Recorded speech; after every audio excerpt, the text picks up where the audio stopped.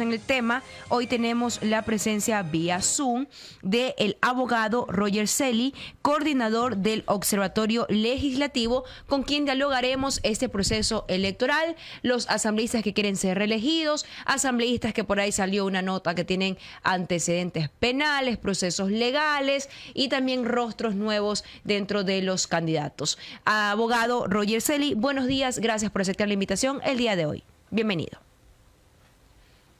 Muy buenos días, como siempre es un gusto estar en este espacio.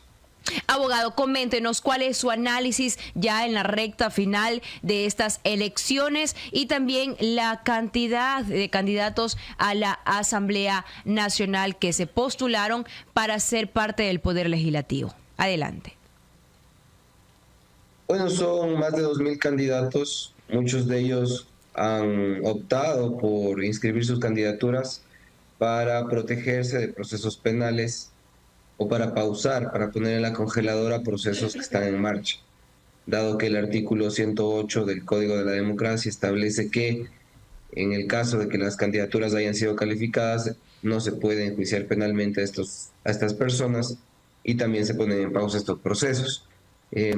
Desafortunadamente se utiliza este tipo de beneficios que trae el Código de la Democracia para protegerse y para posiblemente dejar en la impunidad aquellos procesos que han sido denunciados. Muestra de ello es este informe que sacaron estas organizaciones y medios de comunicación en donde se devela que más de 200 candidatos tienen problemas con la justicia. Muchos de estos casos, es importante señalar, han sido ya archivados, no se han concretado sanciones. Y yo diría que esto nada más es la punta del iceberg al respecto de qué es lo que pasa en las organizaciones políticas en cuanto a la ética y la probidad de los candidatos. ¿Cómo filtran las organizaciones políticas a los candidatos? ¿De dónde vienen nuestros candidatos? ¿Qué antecedentes tienen? Son muchas dudas sin respuestas actualmente para el pueblo ecuatoriano. Abogado, quizás esta infiltración, por decirlo así, de personajes que tienen sus antecedentes, su historial y su proceso legal, parte de pronto de pedir o exigir un cambio en los requisitos para quienes hacen las leyes de nuestro país. ¿Deberían modificarse estos parámetros para quienes aspiran a la Asamblea Nacional? ¿O qué es lo que se debe hacer, abogado Celi? La Asamblea Nacional tiene o tuvo la oportunidad de reformar los requisitos y exigir mayor ética y probidad a las candidaturas para la legislatura y para otras instancias. Desafortunadamente el tema se fue por un lado distinto que no creo que convenga al pueblo ecuatoriano.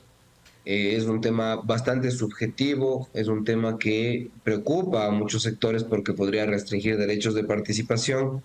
Se ha planteado incluso el que los candidatos tengan suficiente capacitación o acrediten título universitario, probidad notoria y demás, pero desafortunadamente, y es importante decirle a la ciudadanía, esto no garantiza que mañana vayamos a tener buenos políticos. Y le pongo un caso muy específico. El ex presidente del Consejo de la Judicatura, Wilman Terán, acreditó probidad notoria, es decir, acreditó ser una persona honesta, una persona ética y transparente. Y actualmente todos sabemos en dónde está el expresidente del Consejo de la Judicatura. Es solo un ejemplo para demostrar que si es que ponemos en la ley más requisitos, esto no es garantía. La garantía de que mañana tengamos mejores políticos está en otro lado, está en otra situación. Abogado, quizás también es una buena opción lo que impulsa el presidente de la República de quitar los recursos a los movimientos políticos. ¿Aportaría en algo a disminuir quizás tanta candidatos a la política o que hagan politiquería, por decirlo así? Es un análisis bastante interesante, es una propuesta que debe ser debatida. No obstante, también es una propuesta peligrosa porque podría generar mayor asimetría en el poder, porque muchas de las organizaciones políticas que podrían estar representando intereses no privados, intereses más de interés público, podrían quedar subrepresentados. Tendríamos una política elitizada. Ese es un riesgo bastante claro al que nos enfrentamos con esta enmienda a la Constitución. Ahora también hay que pensar en cómo se financia la política. Actualmente existe muy poca información y muy poco control al respecto de el financiamiento ilícito de la política, es decir, dinero sucio que entra a la política, del crimen organizado, del narcotráfico. Es claro que eso está ocurriendo en el país, los resultados en materia de seguridad lo demuestran y los casos emblemáticos al respecto de estos temas. Más allá del uso o no de recursos públicos para la política, creo que, insisto, el asunto está en otro lado. ¿Por qué tenemos autoridades de control que no logran hacer un trabajo efectivo, disminuir, desincentivar aquellas acciones de los partidos políticos que van en contra de la ética y la probidad y también sancionar? Actualmente tenemos un Consejo Nacional Electoral sin dientes para poder prevenir, sancionar y desincentivar las malas prácticas en materia de administración de los recursos públicos. Al día de hoy, muchas organizaciones políticas aún no están presentando de forma completa o a tiempo sus informes sobre el gasto de campaña electoral. Lo propio, el Tribunal Contencioso Electoral no ha sancionado infracciones electorales que han sido muy claras. Al parecer, presuntamente este tribunal se ha politizado y está trabajando en función de la coyuntura política. La Unidad de Análisis Económico y Financiero ha perdido su presupuesto en los últimos años en más de un 50%. La Contraloría General del Estado, no sé si está iniciando procesos de investigación o ya ha tenido resultados. Y una última pregunta a las autoridades electorales de las organizaciones políticas que no sacaron el número de votos mínimos para en una elección y que debían devolver recursos públicos que se gastaron en esas campañas infructuosas, ¿ya devolvieron el dinero? ¿Los ecuatorianos ya recuperamos esos fondos?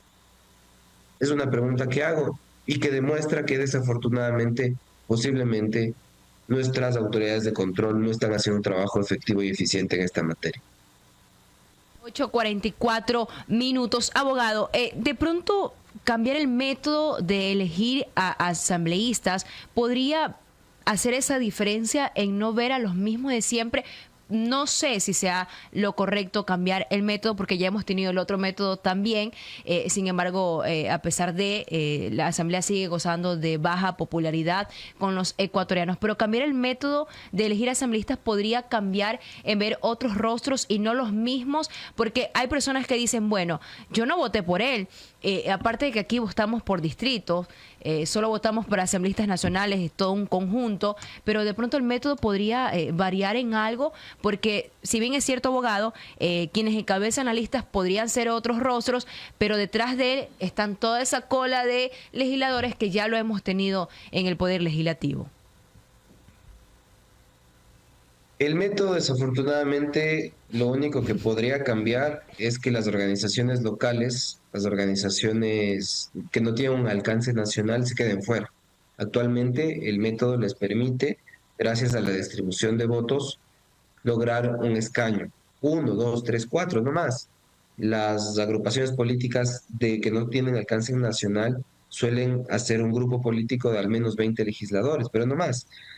Si es que volvemos al anterior método, que es un proyecto de ley que ya está siendo tramitado en la Asamblea, hay un informe ya que podría ser votado también cuando ya cierren estas elecciones, lo que haría es garantizar que los partidos políticos de alcance nacional, entiéndase la Revolución Ciudadana, posiblemente ADN, el Partido Social Cristiano, logren hacerse de más curules y esto genere menor, entre comillas, diversidad en el Parlamento, que luego se transforma en otra cosa, son las mayorías móviles.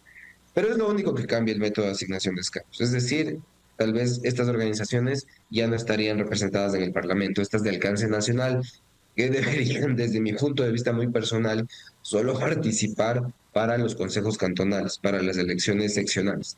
Pero bueno, en fin, esto con el método. Ahora, el asunto al respecto de qué organizaciones políticas y qué cuadros llegan a la Asamblea Nacional está ya en torno a lo previo a las elecciones.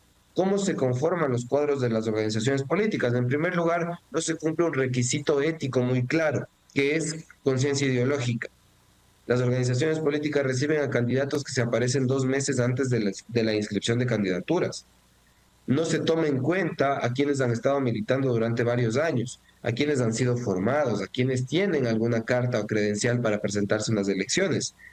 siempre se toma en cuenta aquella persona que tiene posiblemente más relacionamiento con los medios de comunicación, con la esfera digital, con las personas del territorio y quienes tienen más posibilidad de llegar a tener un resultado positivo en las elecciones.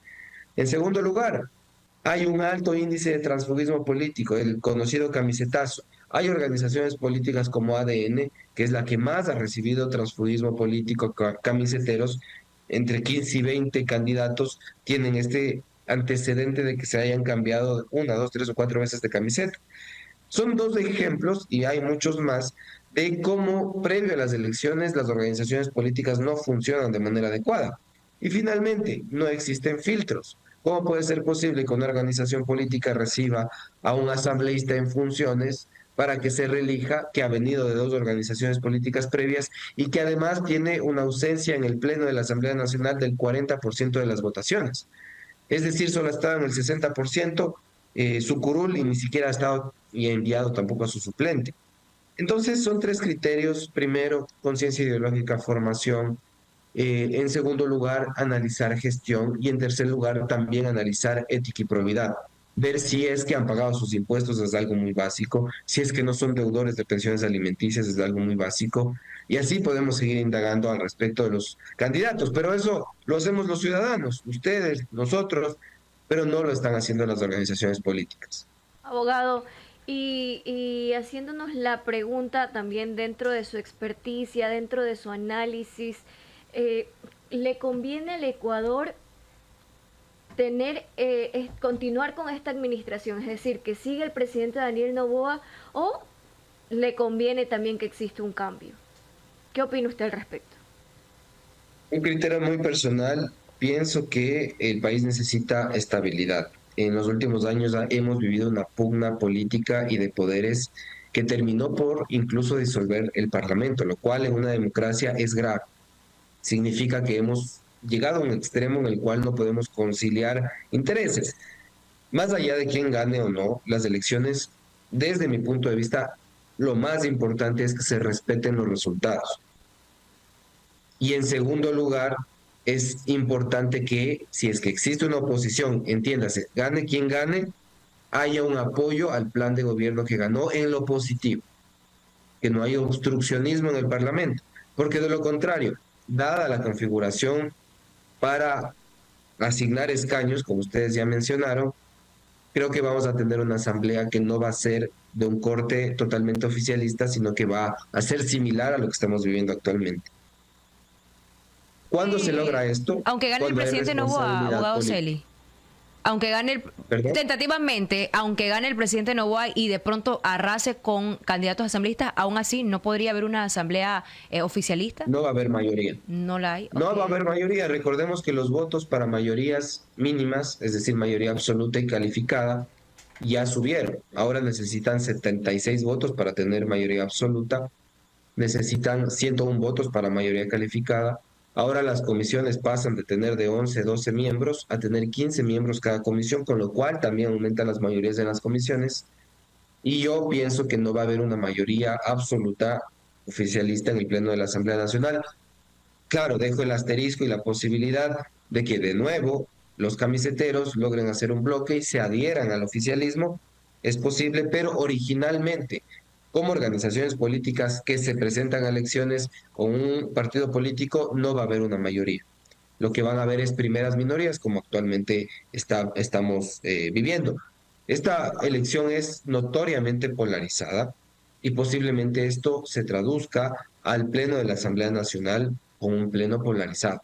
Y es por eso que yo llamo a las organizaciones políticas a dos cosas: a respetar los resultados y a garantizar gobernabilidad a la hora de hacer política en el Pleno de la Asamblea. Entiéndase, más allá de quién gane, porque el escenario puede ser similar en los dos sentidos: si gana Noboa, si gana Luisa o si gana otra persona. 8:51 minutos, abogado, una última consulta. El presidente Noboa vetó totalmente el tema de los camisetazos en la Asamblea. ¿Tenía que haberse dado esta medida o no? Ya que usted ha topado bastante el tema de los camiseteros dentro de la Asamblea Nacional. Esta Asamblea Nacional tuvo la oportunidad histórica de hacer una regulación no cosmética, una regulación eficiente y efectiva sobre el transfugismo político del camisetazo. Empezaron extremistas, quisieron enviar a la cárcel a aquellos que se cambien de camiseta, lo cual no es prudente. Luego pasaron a una sanción por destitución en el debate en el Pleno de la Asamblea, luego pasaron a una infracción. En fin, desafortunadamente esta ley que tenía aspectos positivos se politizó e incorporaron otras cosas que no tenían nada que ver con la gestión del Pleno de la Asamblea Nacional y sus comisiones y finalmente terminó vetada totalmente y es una ley que posiblemente se quede ahí para siempre. Perdieron esa oportunidad. Se sugirió que vean otras experiencias internacionales, como por ejemplo que incorporen una regulación como la colombiana, en donde quien se quiera cambiar de camiseta antes de una elección debe renunciar a su curul, a su partido político un año antes. Con eso se desincentiva que los candidatos, los legisladores se quieran cambiar de camiseta. Se propuso eso y otras reformas, otras ideas que podían haber funcionado. Pero bueno, en todo caso, creo que es un debate que necesita mayor madurez, mayor calidad, y ojalá que la próxima Asamblea Nacional esté a la altura de las circunstancias y de la coyuntura para fortalecer vía leyes, vía reformas legales a las organizaciones políticas y a nuestro sistema de partidos. Perfecto, 8:53. Qué gusto entrevistarlo, abogado Roger Celly, coordinador del Observatorio Legislativo, para desglosar estos importantes análisis desde la experticia. Gracias, abogado Celly. Que tenga excelente día. Igualmente, les deseo un buen día y un abrazo a todos ustedes. Gracias. 8:53.